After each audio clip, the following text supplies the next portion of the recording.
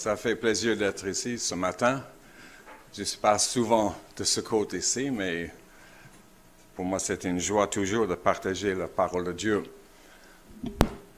D'un côté, quand j'ai entendu le témoignage de Patricia, quand j'ai entendu Marlène qui lit le psaume 121, j'ai pratiquement pas besoin de sermon ce matin. Parce que donc, j'ai mes notes ici, mais dans mes notes, le psaume 121 ne figure pas. Mais je l'avais lu ce matin, j'ai dit, où est-ce que je peux le serrer quelque part?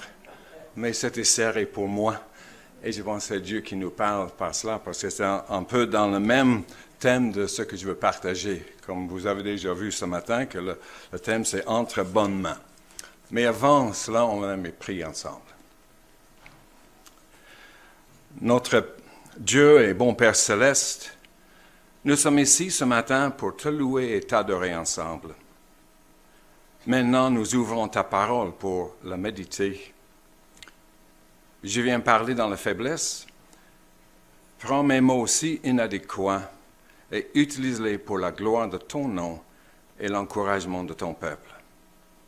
Touche nos cœurs par ton Esprit Saint, que nous puissions sortir d'ici émerveillés par ta personne et ton amour pour nous. Je te le prie au nom de notre Seigneur Jésus-Christ. Amen.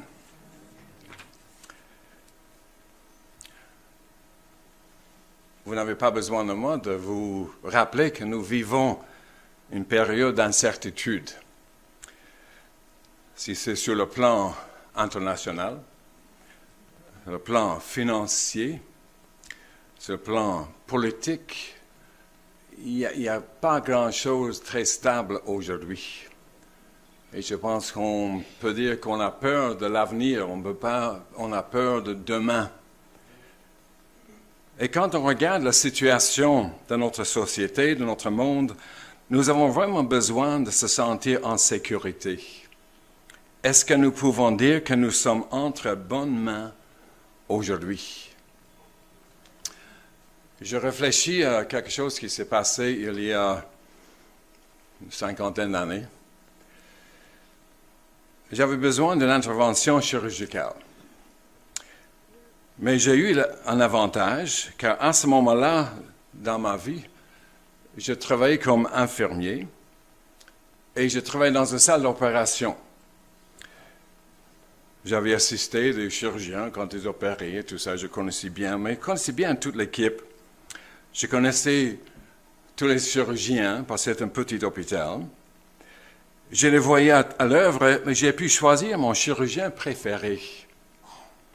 Et quand on m'a amené à la salle d'opération en tant que patient, je me sentais vraiment entre bonnes mains. J'étais en paix, car j'ai eu confiance dans celui qui allait m'opérer. Mais ça, c'est très bien sur le plan naturel, de ce que nous vivons dans nos relations les envers les autres.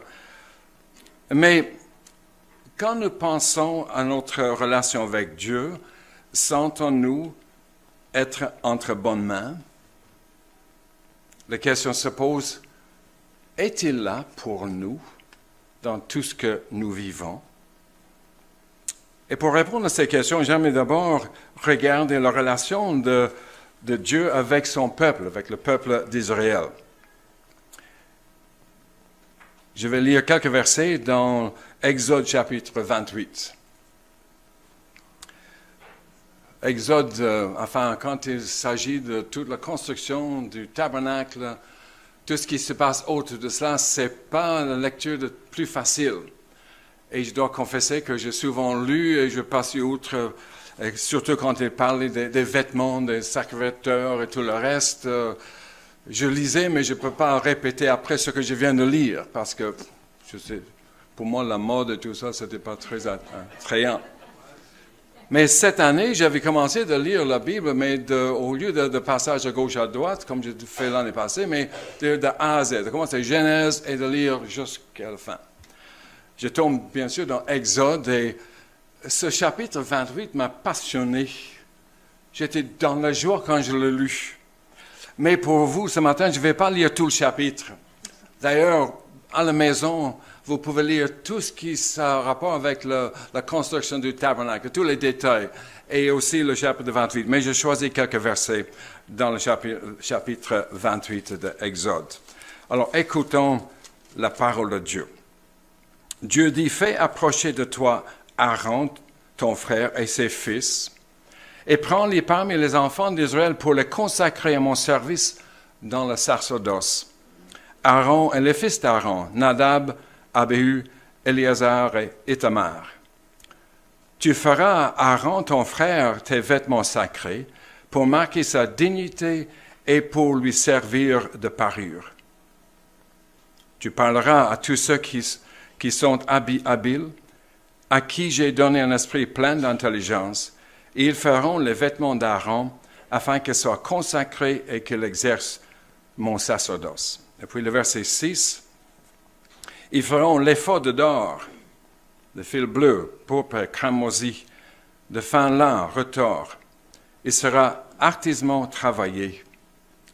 On y fera 2 épaulettes qui le joindront par les 2 extrémités, et c'est ainsi qu'il sera joint. La ceinture sera du même travail que l'éphod est fixée sur lui.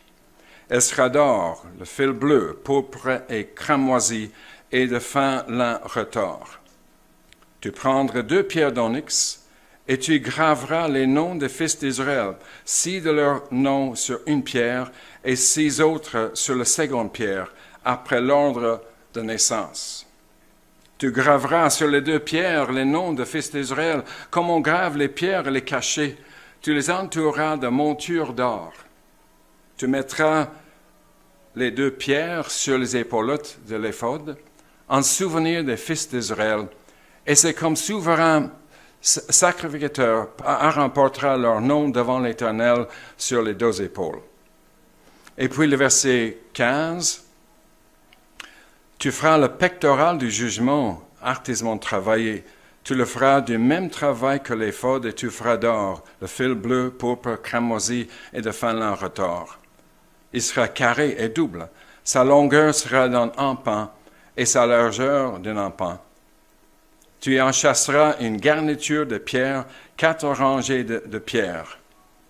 Et puis, au verset 29 et 30, lorsqu'Aaron entre dans le sanctuaire, il portera sur son cœur les noms des fils d'Israël gravés sur le pectoral du jugement pour en conserver à toujours le souvenir devant l'Éternel. Tu joindras au pectoral du jugement l'Urim et le Thummim, et ils seront sur le cœur d'Aaron lorsqu'il se présentera devant l'Éternel. Ainsi, Aaron portera constamment sur son cœur le jugement des enfants d'Israël lorsqu'il se présentera devant l'Éternel. Jusque-là, la parole de Dieu. Il parle beaucoup de vêtements. Et je pense que le vêtement de souverain sacrificateur était quelque chose d'extraordinaire. C'était créé pas juste pour montrer son importance, mais aussi dans d'autres traductions pour la beauté, enfin la dignité et la beauté de sa position.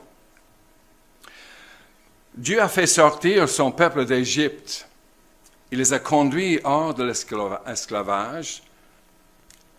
Mais ces gens ne pouvaient pas s'approcher eux-mêmes de Dieu, Dieu qui est 3 fois saint. Vous savez, quand Dieu est descendu sur le mont Sinaï, que Dieu a dit que le peuple ne s'approche pas de la montagne, sinon il sera mis à mort. Dieu est trop saint pour que les gens puissent s'approcher de lui. Alors, peuvent-ils se sentir entre bonnes mains en pensant à leur relation avec lui?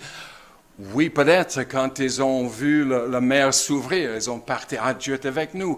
Quand Dieu les a conduits dans le désert, il n'avait pas de nourriture, Dieu a fourni la manne. Quand il n'y avait pas d'eau, Dieu a fourni de l'eau. Peut-être à ce moment-là, ils sont entre bonnes mains, Dieu prend soin de nous. Mais dans leur relation avec lui, dans qui est Dieu pour moi, qui suis-je pour Dieu, à ce moment-là, est-ce qu'ils se sentaient vraiment entre bonnes mains? Mais vous savez que ici, Dieu a établi quelqu'un, Aaron. Il était le représentant du peuple auprès de Dieu. Dieu l'a établi dans la fonction de souverain sacrificateur en tant que médiateur entre Dieu et ce peuple. C'est lui qui devrait intercéder en leur faveur. Une fois par année, il entrait dans le lieu très saint avec du sang pour le pardon des péchés du peuple. Et à ce moment-là, on peut voir la signification des vêtements. J'ai choisi deux, l'éphod, le pectoral. Mais il y avait aussi la longue robe blanche d'abord, puis une autre robe au-dessus, c'était bleu jusqu'au niveau des genoux. Puis il y avait l'éphod qui vient au-dessus de ça, puis il y a le pectoral qui vient au-dessus, et puis il y avait le genre de turban. Ah, ça, c'est merveilleux. Ça, c'est tout pas juste un sermon, c'est une série de sermons sur ça, parce qu'il y a une signification très importante dans tout ça, ce qu'on va voir tout à l'heure. Il y a quelque chose à retenir quand on parle de ces vêtements. Je vais juste effleurer ce matin ces choses. L'éphod était un genre d'établi, si vous voulez. C'était en deux morceaux, un devant, un derrière. Il n'y a pas de manche. C'était attaché ici aux épaules. Alors, ce qui est important dans ce que nous avons lu, c'est qu'il y avait deux pierres sur les épaulettes. Alors, sur ces pierres étaient gravés les noms des fils d'Israël, des enfants d'Israël. Leurs noms étaient gravés là. Alors, ce n'est pas n'importe quelle pierre non plus, ça c'est des pierres précieuses. Et ces deux pierres étaient sur les épaules d'Aaron. Les épaules sont un symbole de force, de puissance. Et ça signifiait que le souverain sacrificateur, quand il entre dans la présence de Dieu, il portait ce peuple sur ses épaules. Il les présentait devant Dieu. Le fait que c'était des pierres d'onyx, c'est des pierres précieuses, Dieu voulait dire à son peuple, quand il voyait Aaron, avec ses épaulettes, avec ses deux pierres, avec leur nom dessus, Dieu voulait dire à son peuple, écoute, vous entrez dans ma présence avec Aaron, c'est lui le médiateur. C'est le seul moyen que vous pouvez vous approcher de moi parce qu'il va venir avec du sang, le sacrifice. Mais, mes amis, mon peuple, tu es précieux. Vous êtes précieux à mes yeux. C'est pour ça qu'il y avait des pierres précieuses sur les épaules. Et Aaron les portait. Aussi, c'est un rappel pour Aaron qu'il devait en prendre soin. Chercher leur bien-être, c'est un symbole soulignant que leurs fardeaux furent portés sur les épaules d'Aaron. Et en quelque sorte, sa force était la leur. Et puis, il avait le pectoral. C'est juste un petit carré ici. C'est 9 pouces sur 9, quelque chose comme ça.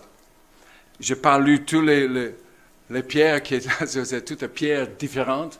Et cette fois-ci, au lieu de juste le nom des enfants d'Israël, les 12 fils, c'est aussi le nom des tribus d'Israël. Mais chaque pierre était différente. Et pour moi, ça figure que même dans la diversité, toutes sortes de peuples, vous êtes tous différents. Et ce matin, on voit que nous sommes tous différents. Mais aussi, c'était des pierres précieuses. Et de nouveau, ceci montre que ces gens sont précieux pour Dieu et que tout son peuple est inclus, malgré leurs différences. Et vous savez, ce qui m'a frappé en lisant tout ce passage, ce qui m'a frappé, c'est surtout le verset 30, la deuxième partie du verset 30. Aaron portera constamment sur son cœur le jugement des enfants d'Israël lorsqu'il se présentera devant l'Éternel. Et ce mot jugement ici, peut être traduit aussi par décision, les gens qui doivent prendre une bonne décision. Mais c'est Aaron qui les porte. Mais il les porte où? Le pectoral, c'est sur son cœur.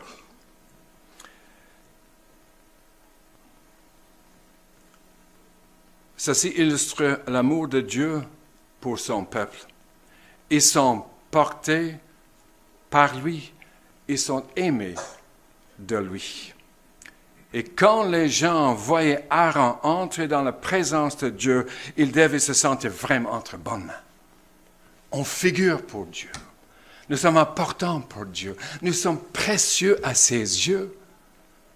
Et quand Aaron ressortit, après avoir donné entre avec le sang, et que le pardon ou le sacrifice est accepté, et que Dieu pardonne son peuple. Quand Aaron sortit, quand le souverain, même plus tard, un autre, quand il est sorti, le peuple dit, Dieu nous a pardonné. Dieu nous porte, Dieu nous aime, Dieu nous pardonne. Quelle assurance pour ce peuple! Ils n'avaient pas le droit d'entrer dans la présence de Dieu eux-mêmes, mais quelqu'un le faisait à leur place. Ça, c'est très bon pour les enfants d'Israël. Ça s'est passé il y a peut-être plus de 3000, 4000 ans. Moi, j'ai souvent dit, j'aurais aimé vivre à cette époque-là. De voir Dieu en action, de voir la colonne de feu le jour, la colonne de nuée le jour, la colonne de feu la nuit, où Dieu dirige, de voir la manne qui tombe, de voir la mer qui s'ouvre, et après le Jourdain qui s'ouvre, je passe dans la terre promise. Ça serait merveilleux. Là, je peux savoir que Dieu est là, que Dieu est avec nous, mais on ne vit pas ça. On vit ici au Québec, on ne voit pas des colonnes de feu, ni de colonnes de jour, la nuit, sauf comme parfois le brouillard, mais ça ne dirige nulle part. D'ailleurs, vous n'avez pas de brouillard ici, parfois oui un peu. Reste de brouillard, ce n'est rien de tout. Allez pas en Europe, vous devez savoir ce que c'est le brouillard. Le brouillard, on parle de soupe au pois. Et je n'exagère pas. Je me souviens le jour de notre mariage.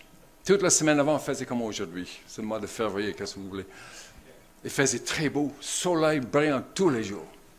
On se lève le jour de notre mariage. Margaret avait allé chez la coiffeuse le matin, par 6 heures le matin. Brouillard terrible. D'ailleurs, nos photos de mariage sont prises à l'intérieur, parce qu'à l'extérieur, tu ne voyais pas grand-chose. J'ai vécu ça souvent en Irlande. On va une fois à Dublin, en revenant, tu ne voyais pas jusqu'au banc, là. Rien. Mon père conduisait, la seule chose qu'il avait à guider, c'est la ligne blanche selon la route. Moi, j'étais très jeune, j'avais 8-9 ans, mais je sentais en bonne main, parce que c'est mon père qui conduisait. Mais le problème, quand tu viens à un carrefour, quand la route tourne comme ça, mais tu dois aller tout droit, la ligne blanche fait comme ça, mais tu... Enfin. Mais est-ce qu'il y a une assurance pour nous aujourd'hui? Est-ce que ce passage dans Exode 28 peut s'appliquer à nous aujourd'hui? Tout cela, comme je viens de dire, est bon pour les enfants d'Israël à cette époque. Mais qu'en est-il pour nous aujourd'hui? Peut-on appliquer ce passage à nous? La réponse se trouve, je crois, surtout dans l'Épître aux Hébreux. Et de nouveau, parce que le temps passe, je n'ai pas le temps de lire tout ce qu'on devait lire sur cela, mais lisez-le à la maison. Tout ce qui est rapport avec l'ancien le système sacerdotal et que Jésus est venu accomplir tout cela. Mais je veux lire quand même Hébreux 7, le verset 20, à partir du verset 23. Même 22. Jésus est par là même le garant d'une alliance plus excellente. De plus, il y a eu des sacrificateurs en grand nombre parce que la mort les empêchait d'être permanents. Mais lui, parce qu'il demeure éternellement, possède un sacerdoce qui n'est pas transmissible. C'est aussi pour cela qu'il peut sauver parfaitement ceux qui s'approchent de Dieu par lui, étant toujours vivant pour intercéder en leur faveur. Il nous convenait, en effet, d'avoir un souverain sacrificateur comme lui, saint, innocent, sans tache, séparé des pécheurs et plus élevé que les cieux, qui n'a pas besoin, comme le souverain sacrificateur, d'offrir chaque jour des sacrifices, d'abord pour ses propres péchés, ensuite pour ceux du peuple, car ceci il a fait une fois pour toutes en s'offrant lui-même. En effet, la loi établit souverain sacrificateur des hommes sujets à la faiblesse, mais la parole du serment qui a été faite après la loi établit le Fils qui est parfait pour l'éternité. Tout le système sacerdotal de l'Ancien Testament pointe vers le souverain sacrificateur par excellence, Jésus-Christ. Le souverain sacrificateur de l'Ancien Testament était inadéquat. Pourquoi? Parce qu'ils n'étaient pas sans péché eux-mêmes. Ils devaient d'abord offrir le sacrifice pour eux-mêmes, et puis pour le peuple. parce qu'ils mouraient et devaient être remplacés. Ils n'étaient pas permanents, ils étaient passagers. Aaron et tout le système sacerdotal de l'Ancien Testament n'étaient que l'ombre des choses à venir. Et c'est pour ça l'importance des détails, même le tabernacle et le vêtement de sacrificateur, parce que ça symbolisait Jésus-Christ et toutes ces choses, parler de lui. Jésus, venu en tant qu'homme, est la réalité de cette ombre.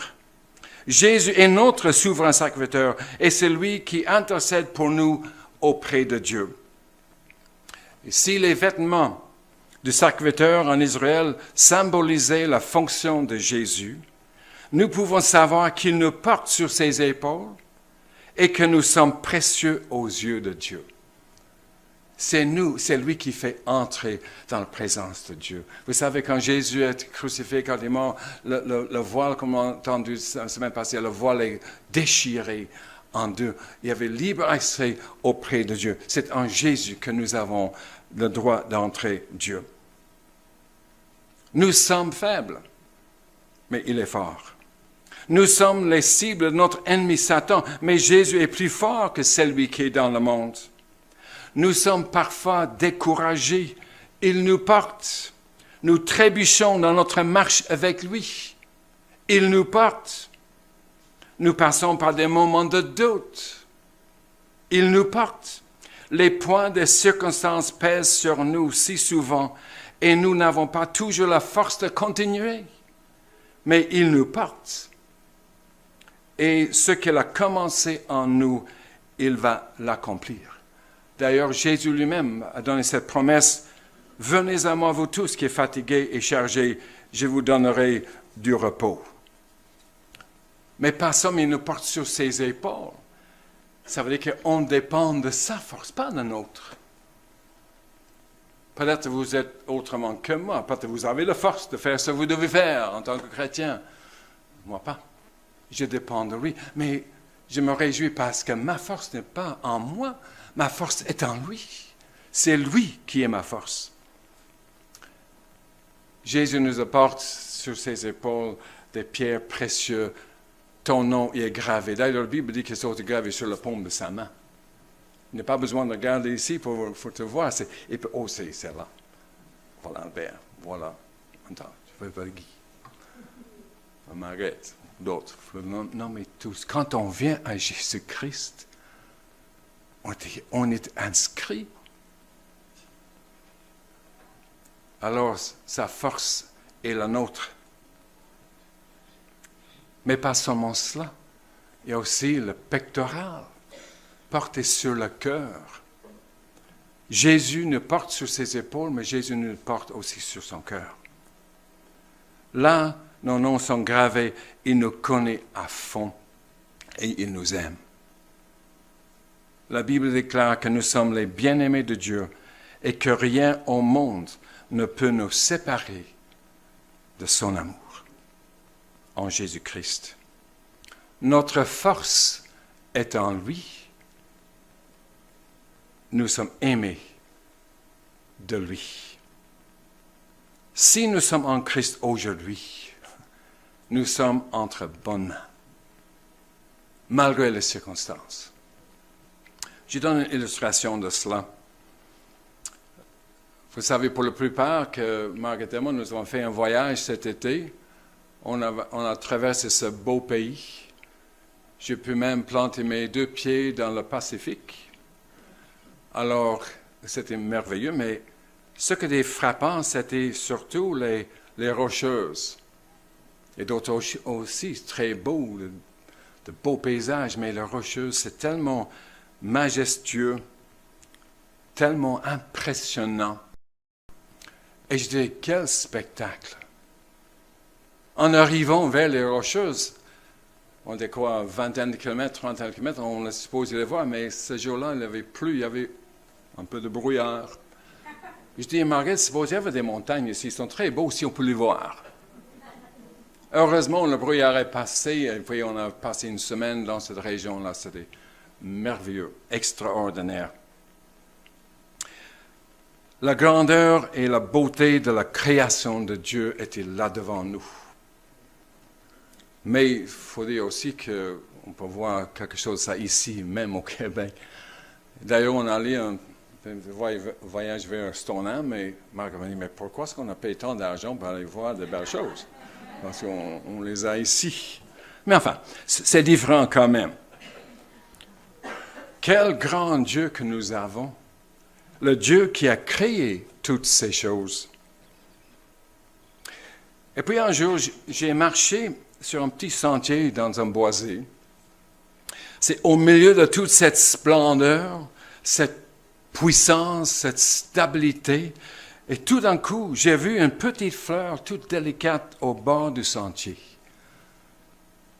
Quelle différence! La montagne qui est là, avec la neige au-dessus, et puis une petite fleur qui pousse.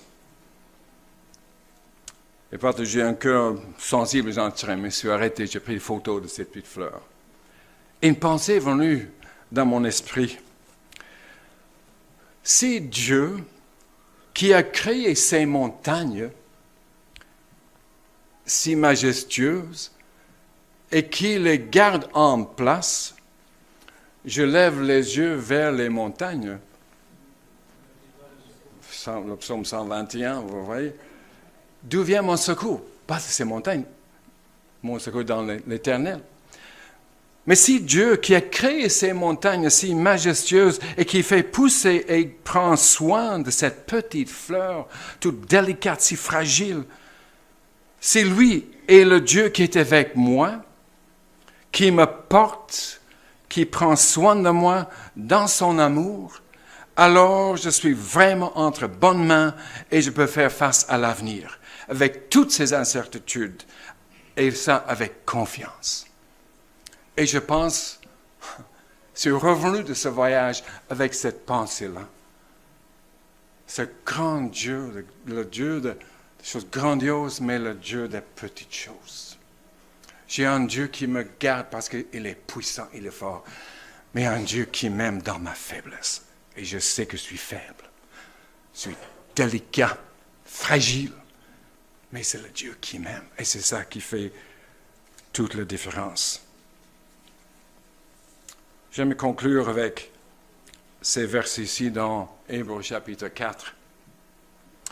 Ainsi, puisque nous avons un grand souverain sacrificateur qui a traversé les cieux, Jésus, le Fils de Dieu, demeurons fermes dans la foi que nous professons. Pourquoi? Car nous n'avons pas un souverain sacrificateur qui ne puisse compatir à nos faiblesses. Au contraire, il était tenté comme nous en toutes choses, éprouvé par nous comme nous en toutes choses, sans commettre de péché. Approchons-nous donc avec assurance du trône de la grâce, afin d'obtenir miséricorde et de trouver grâce pour être secourus dans nos besoins. Mes frères et sœurs, nous sommes entre bonnes mains. Amen.